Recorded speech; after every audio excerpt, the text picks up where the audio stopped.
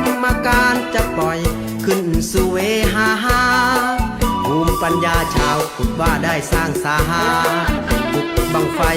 ให้เห็นด้วยตาพัฒนาก้าวหน้ายิ่งใหญ่อลังการตะไลลาตะไลลาภูมิปัญญาของคนบ้าน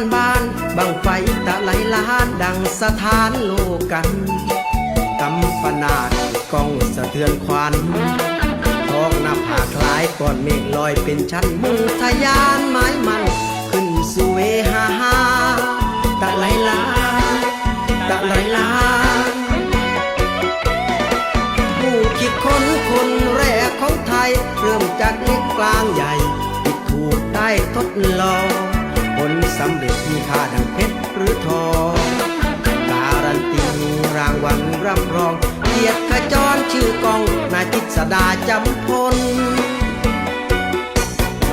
ประวัติศาสตร์ประกาศเป็นตำนานอยู่ภาคอีสานแคว้นถิ่นแดนดินเทศบาลพูดว่ากาฬสินธุ์ทุกปีมีให้เห็นเป็นอาจินกูชินารายคือถิ่นบังไฟตะไลลาตะไลลาตะไลลา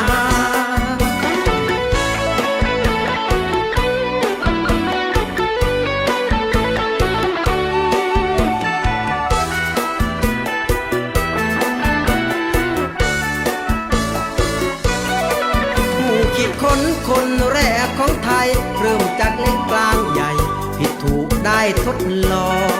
ผลสำเร็จมีค่าดังเพชรหรือทอง